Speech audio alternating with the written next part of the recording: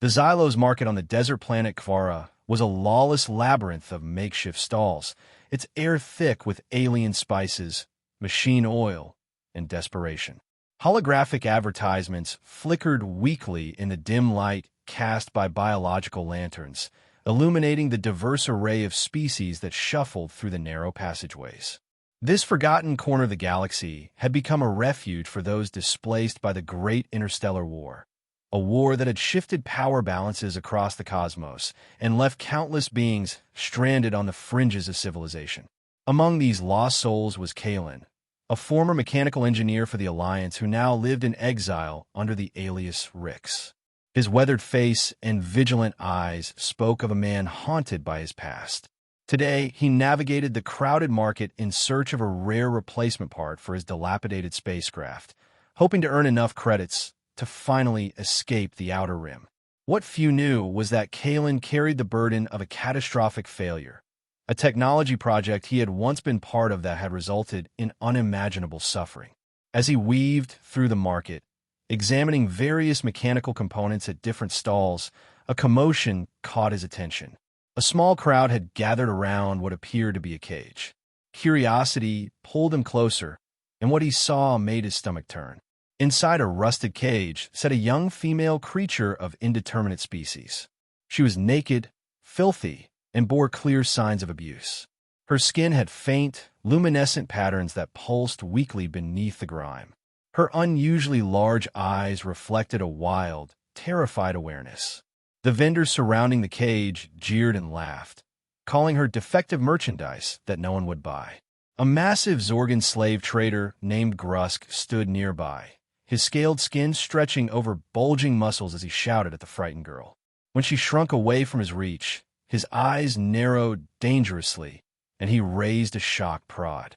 "Last chance before I teach you some manners," Grusk snarled. "Nobody wants damaged goods, but I can still get something for your parts." Something stirred in Kalen, a familiar sense of guilt and responsibility that he had tried to bury for years. Images flashed through his mind. Innocent creatures treated as test subjects in the Alliance's secretive Project Chimera, their screams echoing through sterile laboratory corridors. He had left that life behind, had promised himself never to get involved again. Yet here he was witnessing another atrocity. Before he could reconsider, Kalen activated a small device in his pocket. A moment later, the electrical systems in the nearby stalls shorted out, plunging that section of the market into darkness and confusion. Amid the chaos, he approached the cage, quickly picked its primitive lock, and whispered to the terrified girl, "I won't hurt you. Come with me if you want to live." The girl's luminescent patterns brightened slightly, and though she didn't speak, she allowed Kalen to help her out of the cage. He wrapped his worn jacket around her trembling shoulders and led her through the darkened pathways of the market, away from the angry shouts of Grusk and toward the distant docking bays.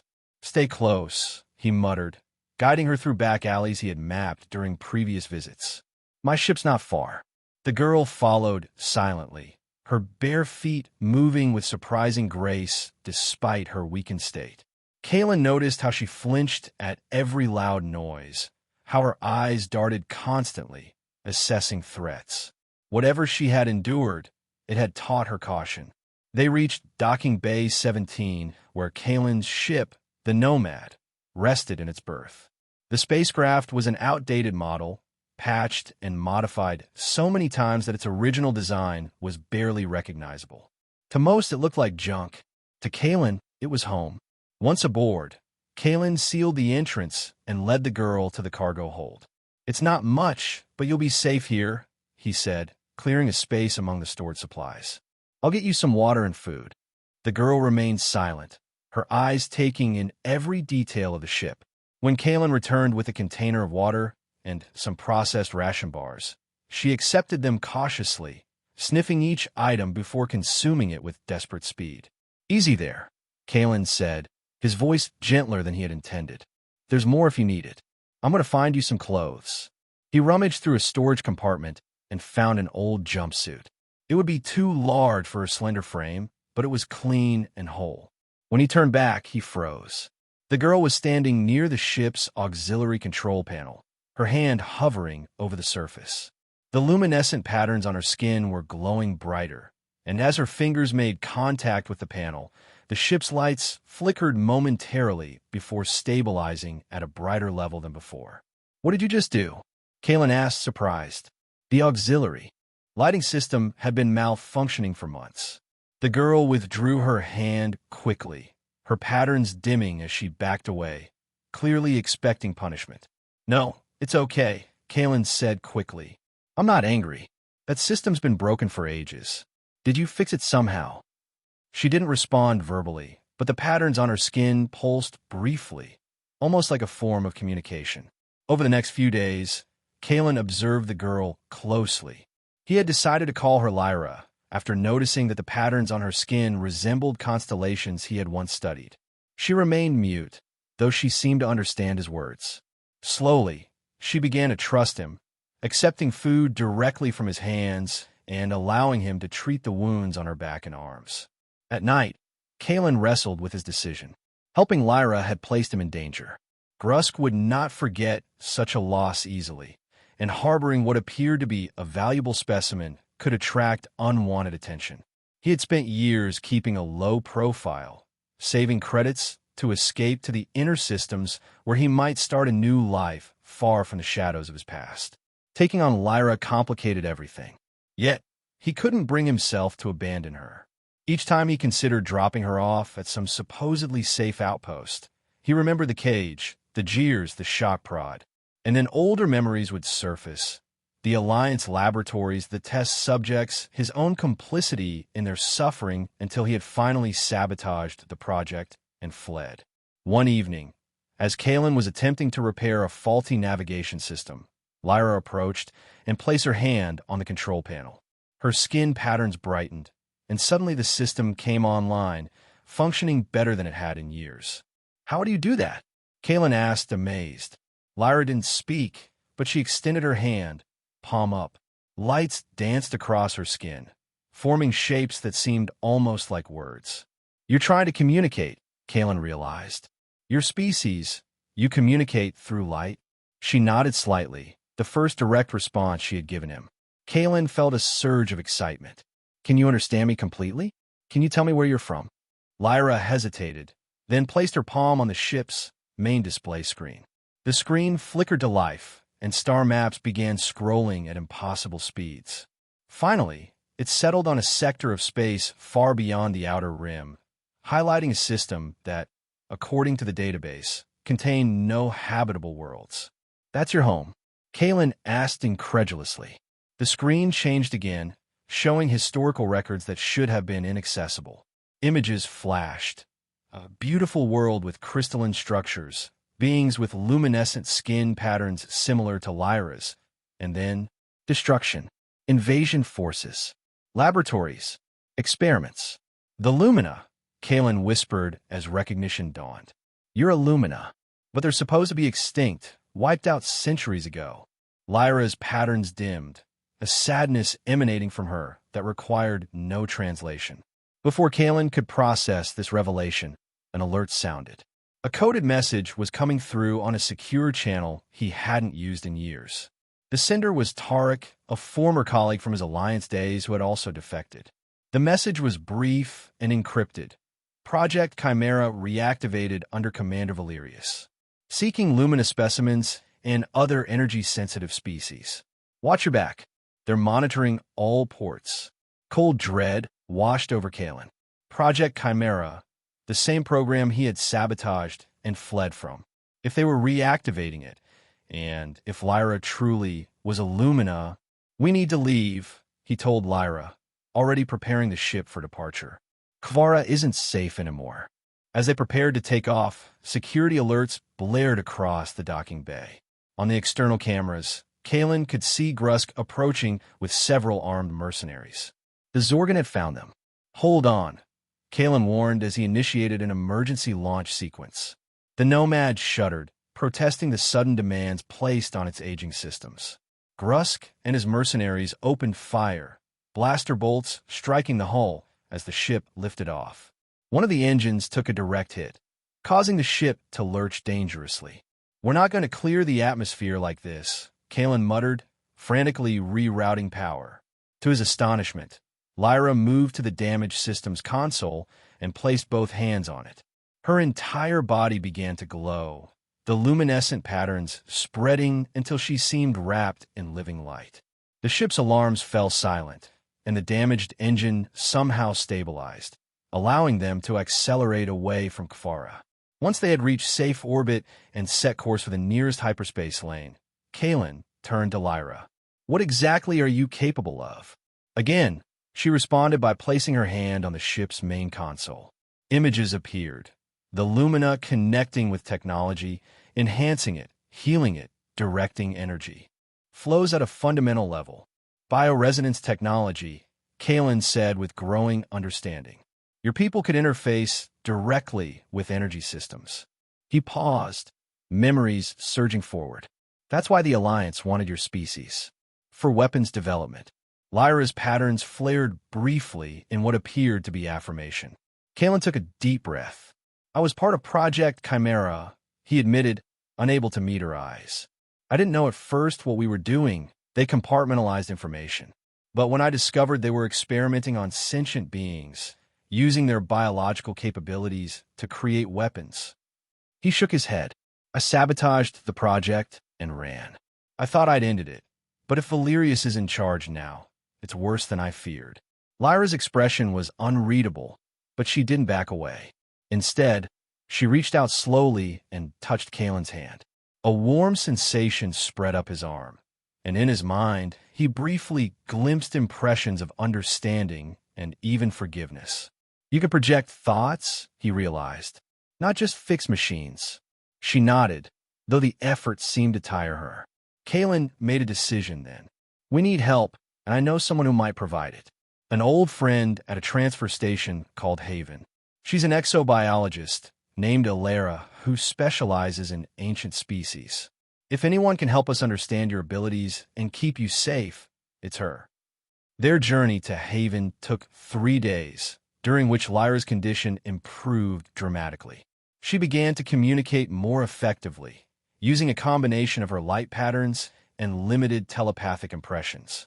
Kalen learned that she had been captured by black market collectors who sold exotic specimens to private laboratories. She had passed through many hands before ending up in Gruss Cage at Xylo's market. Kalen, in turn, shared more about his past. How he had been recruited by the Alliance for his engineering brilliance, promised the opportunity to develop technologies that would improve lives across the galaxy. How gradually he had realized the military applications of his work. How he had accessed restricted files and discovered the truth about Project Chimera's test subjects. And finally, how he had introduced a fatal flaw into the project's central systems before fleeing with as much incriminating data as he could carry. "I thought exposing them would be enough," he told Lyra as they approached Haven. "But organizations like that, they don't die easily. They evolve, find new leadership, new methods." Haven Station appeared on their view screen, a sprawling structure of interconnected modules orbiting a gas giant. Unlike the lawless outposts of the Outer Rim, Haven maintained a semblance of order and civilization, serving as a neutral trading post and refueling station for various factions. Kalen docked at a private berth registered under a long-dormant alias. "Stay close to me," he instructed Lyra, who now wore a hooded cloak to conceal her luminescent skin patterns. "Haven is safer than Kvara, but we still can't risk drawing attention." They navigated through crowded corridors to a research sector where Ilera maintained a private laboratory. Kalen's tension eased slightly when they reached her door, unmarked except for a subtle biometric scanner. After a moment's hesitation, he placed his palm on the scanner. There was a pause. Then the door slid open to reveal a spacious laboratory filled with specimen containers, holographic displays, and complex analytical equipment. In the center stood Ilera, her iridescent scales shifting color as she turned to face them. Her species, the Selphid, were known for their analytical minds and longevity. Though she appeared youthful, Kalen knew she had been conducting research for over a century. "Kalen," she said, her multifaceted eyes widening slightly. I calculated the probability of your return at less than 12%. You've always defied statistics. It's good to see you too, Alara, Kalen replied with a small smile. We need your help. Alara's gaze shifted to Lyra, and her scales flashed in what Kalen recognized as extreme surprise. Is this what I think it is? Kalen corrected gently. Not it. And yes, she's Lumina. Impossible, Alara whispered, approaching Lyra with reverent caution. The Lumina were eradicated during the purge of the ancient races. There hasn't been a confirmed sighting in over 3 centuries. Lyra lowered her hood, revealing her luminescent patterns. Alara gasped. May I? She asked, extending a scaled hand. Lyra nodded, and Alara touched her arm gently. Extraordinary. The bioresonance capabilities alone are worth. No, forgive me. Old scientific habits. You came to me for help, not analysis. What can you tell us about the Lumina? Kalen asked. And what do you know about Project Chimera? Alara's scales darkened. Kulme. This discussion requires privacy.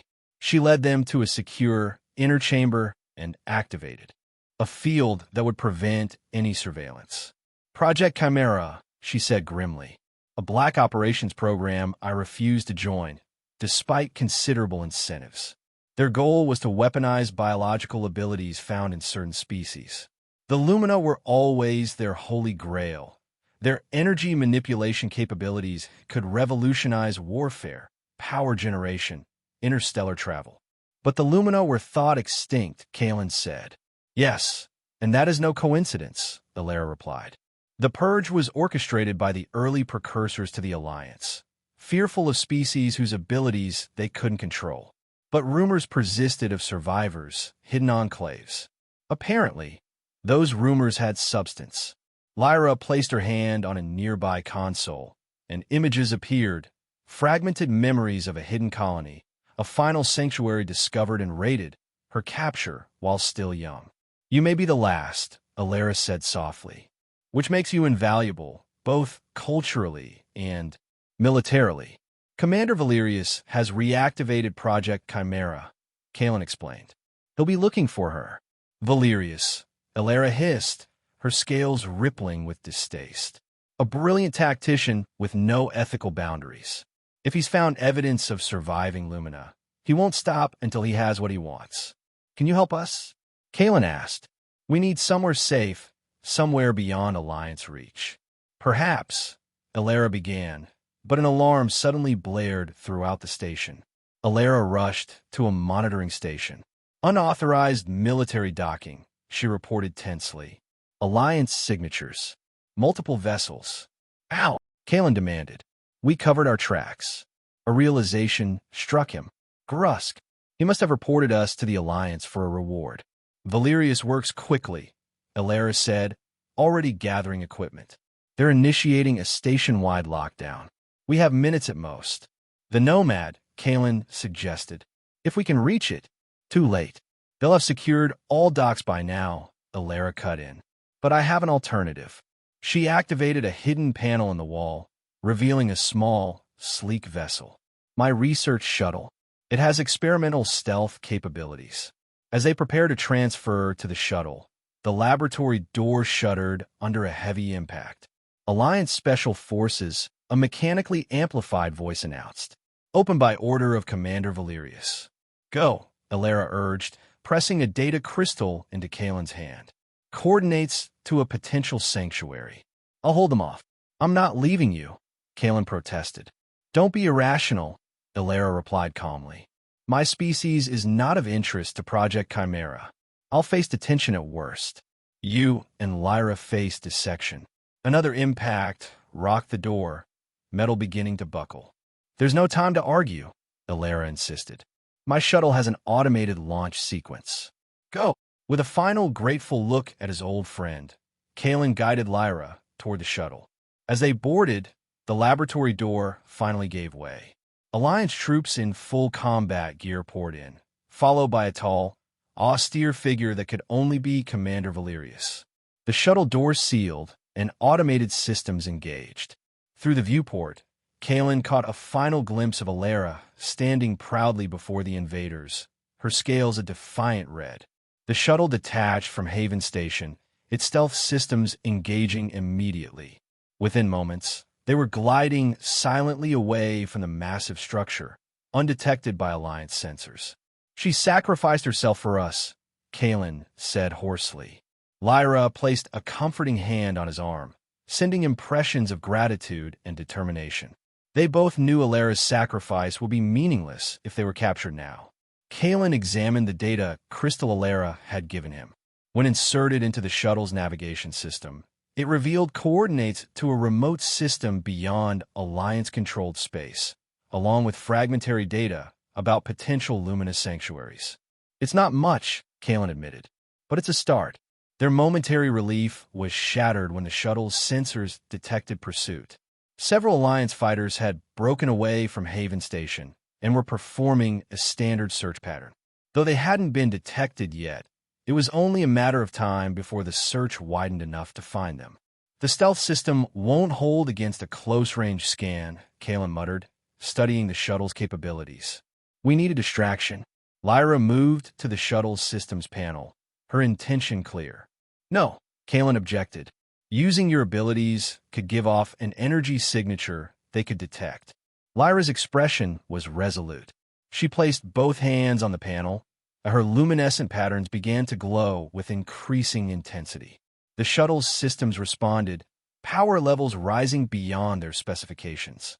Outside, a massive energy surge erupted from the shuttle, expanding outward in a wave that temporarily disrupted the Alliance fighter systems. In the ensuing confusion, Kalen piloted the shuttle toward the system's hyperspace entry point. "That was dangerous," he chided as they prepared for the jump. "But thank you." Lyra seemed exhausted by the effort, her patterns dim and pulsing slowly. She curled up in the co-pilot's seat as the stars stretched into lines, and they escaped into hyperspace. Their reprieve was short-lived. The shuttle emerged from hyperspace with warning alarms blaring. The power surge had damaged critical systems, and they were losing life support. "We won't make it to the coordinates," Kalen realized. "We need to find somewhere to land and make repairs." Scanning nearby systems, he identified an uninhabited planet with a breathable atmosphere. It wasn't ideal, but they had little choice. The landing was rough, the shuttle skimming across a barren plain before coming to rest near a mountain range. Preliminary scans showed no signs of intelligent life or immediate dangers. "Home sweet home," Kalen said wryly as they emerged from the damaged shuttle. "At least for now." They spent the next several days repairing the shuttle and recovering their strength. The planet, while inhospitable, provided water from mountain springs and edible vegetation in sheltered valleys.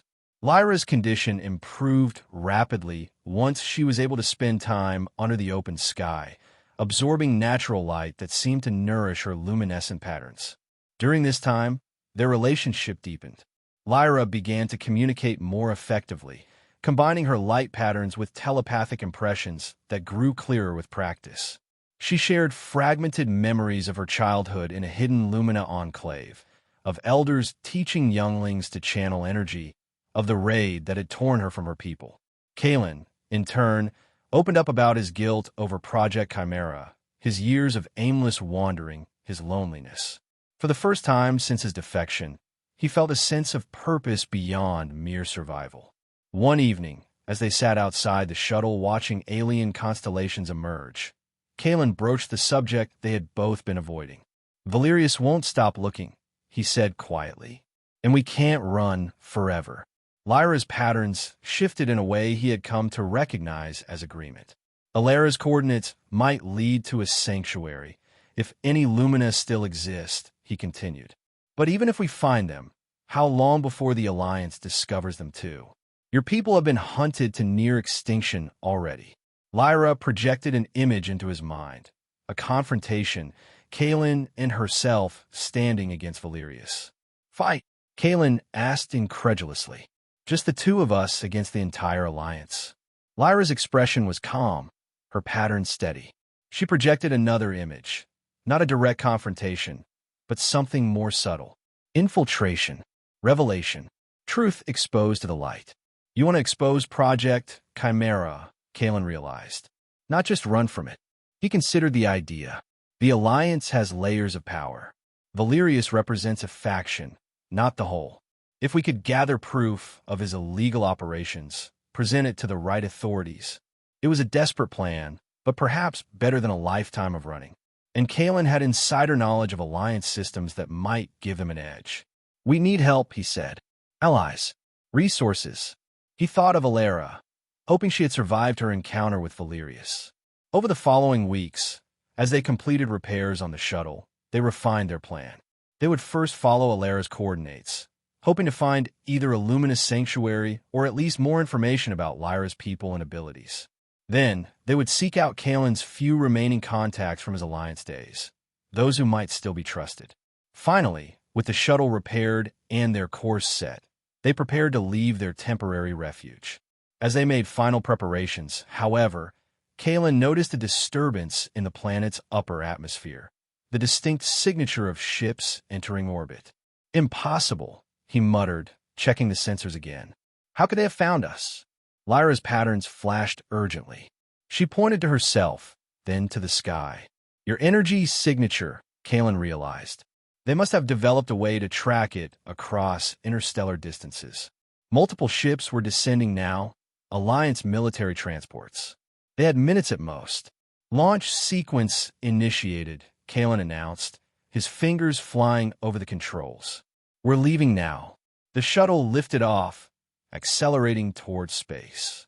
On the sensors, Kalen could see the Alliance ships adjusting course to intercept. They're faster than us, he said grimly. And better armed. Lyra moved to the systems panel, but Kalen stopped her. No, you've exhausted yourself enough, and it clearly allows them to track you. We need another way. He studied the planetary system on the navigation display. The fourth planet had extensive rings of debris, remnants of a shattered moon. If they could reach that, hold on, he instructed, adjusting course. The shuttle strained under the acceleration, pushing toward the ring planet with the Alliance ships in close pursuit. As they approached the debris field, Kalen cut main power and switched to auxiliary systems. What are you doing?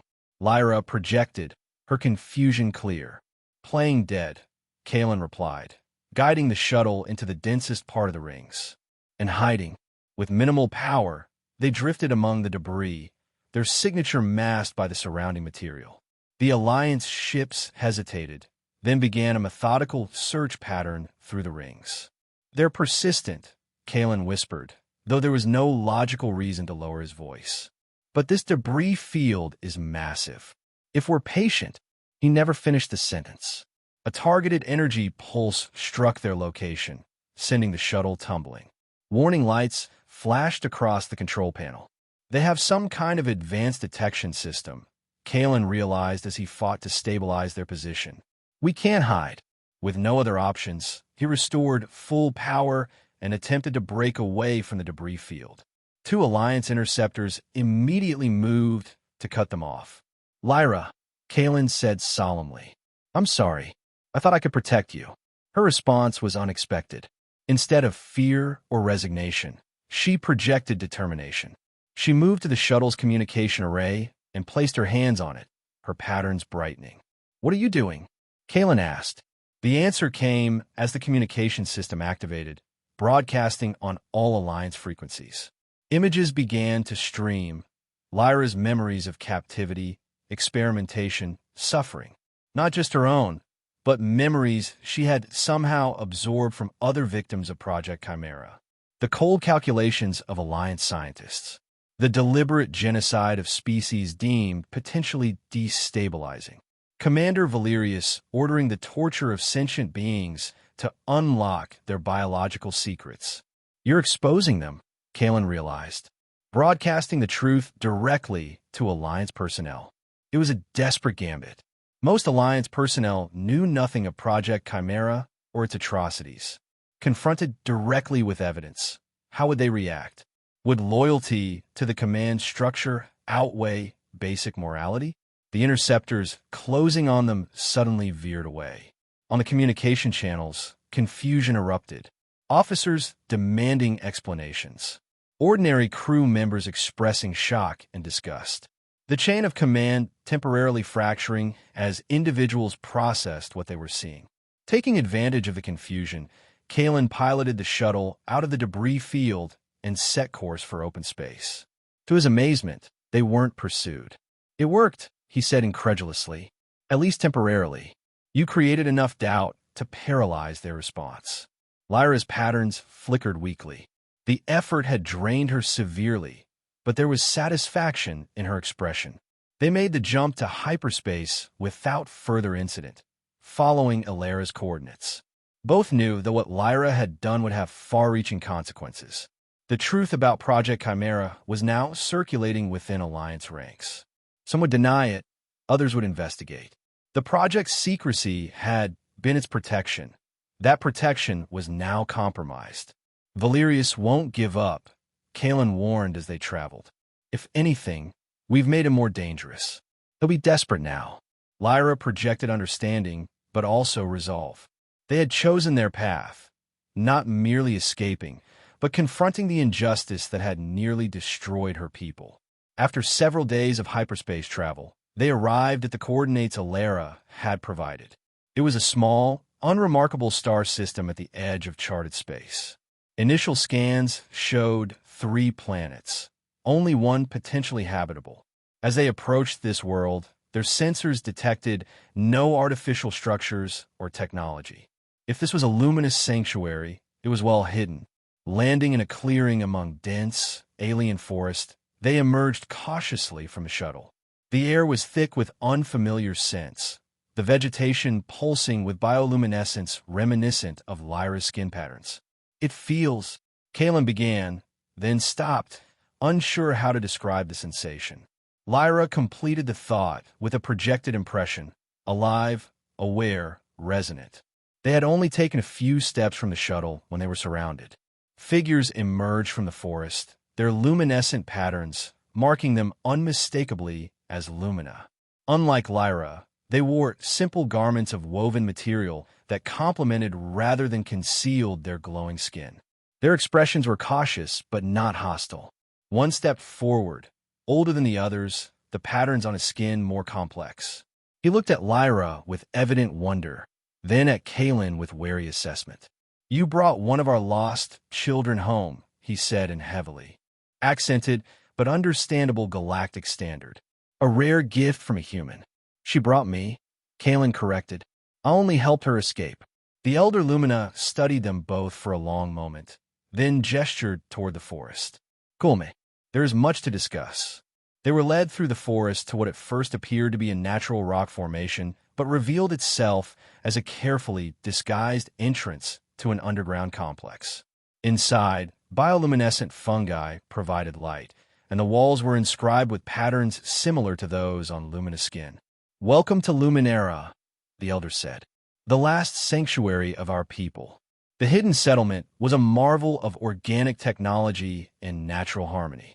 The Lumina had built their refuge in perfect balance with the planet's ecosystem, using their bioresonance abilities to grow structures rather than construct them, to enhance natural energy flows rather than generate artificial ones. They learned that approximately 200 Lumina had survived the purges by retreating to this remote world. For generations, they had lived in secrecy, preserving their culture and abilities while mourning those lost.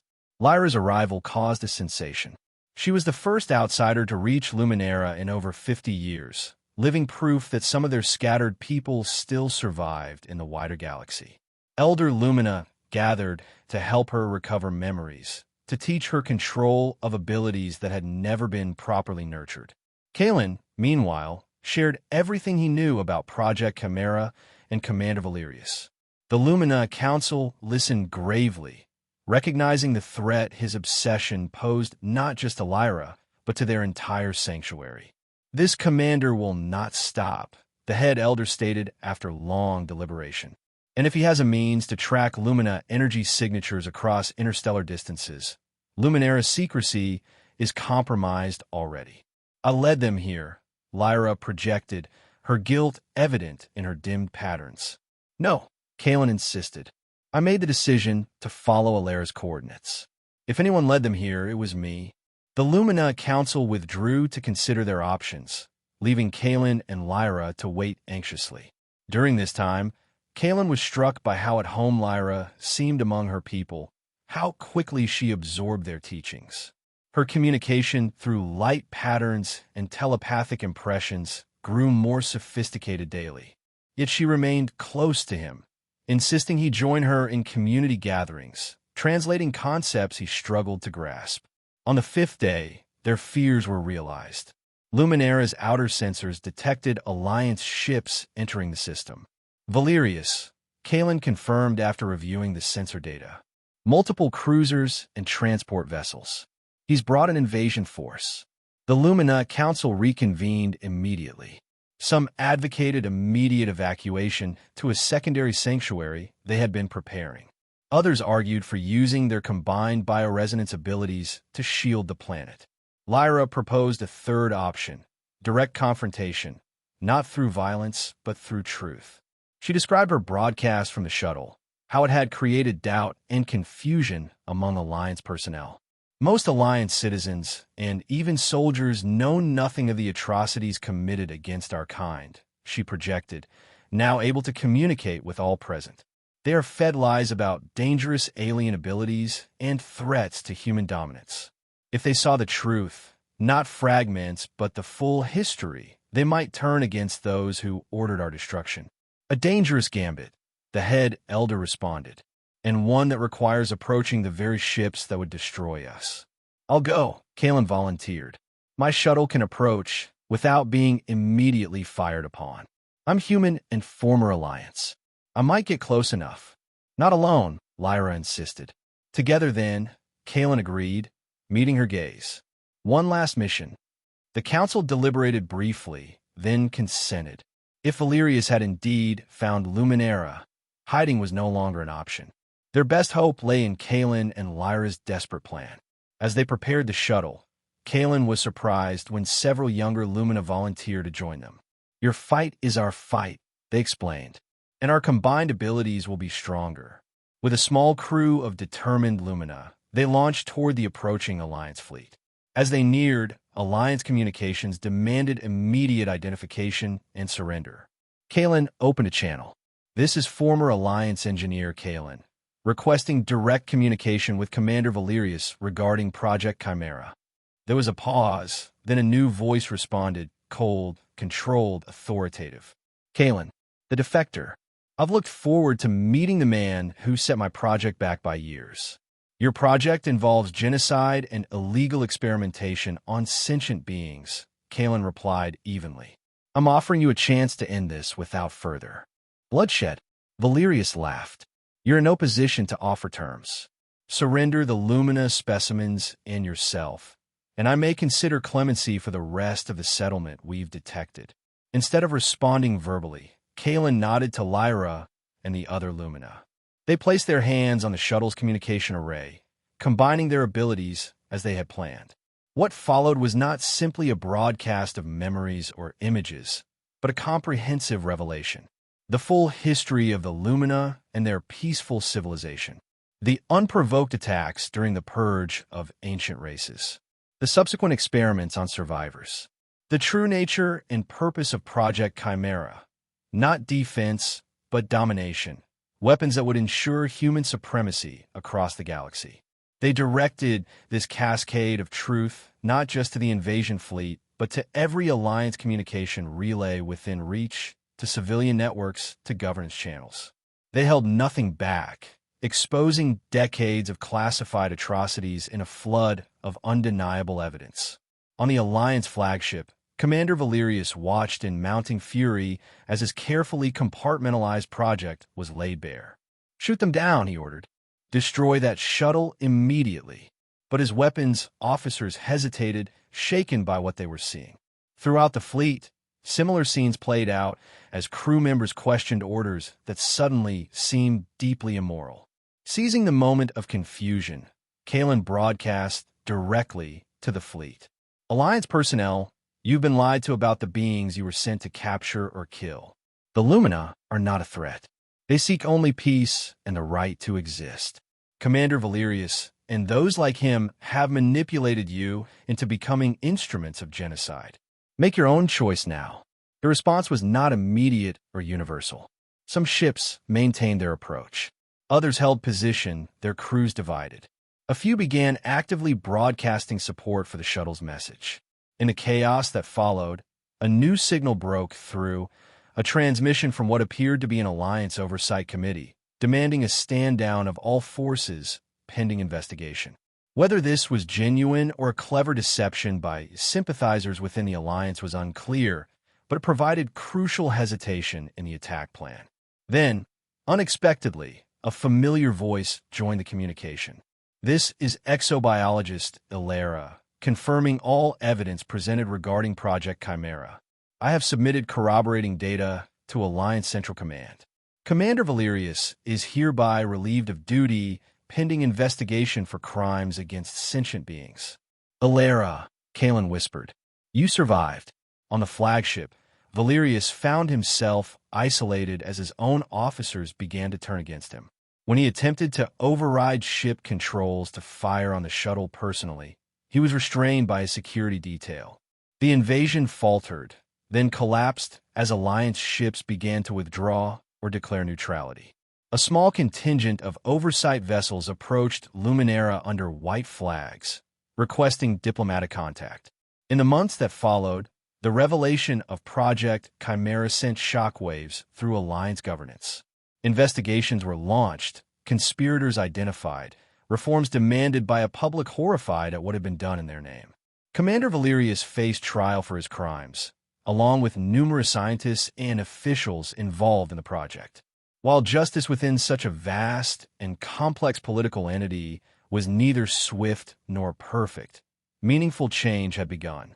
For the Lumina of Luminera, a new era emerged. After centuries of hiding, they cautiously established diplomatic relations with reformed Alliance factions.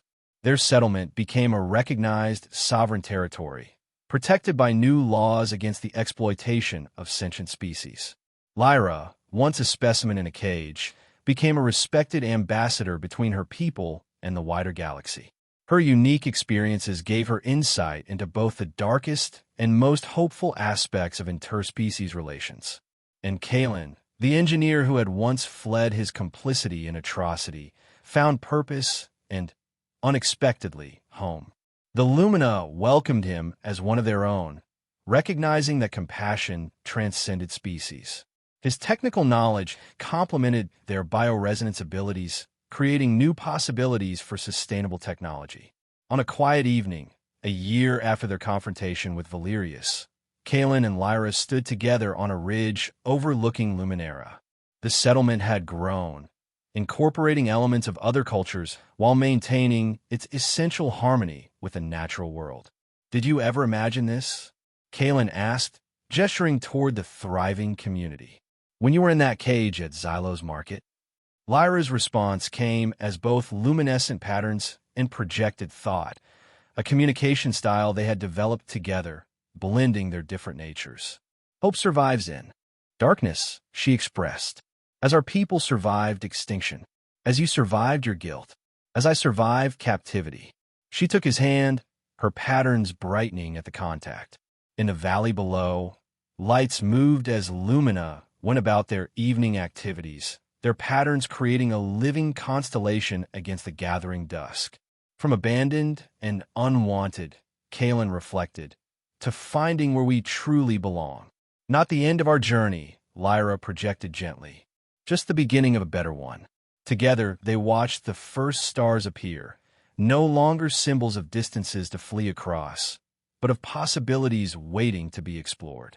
The universe remained vast and often dangerous, but they faced it now not as fugitives, but as architects of a future where understanding might finally overcome fear and compassion triumph over cruelty.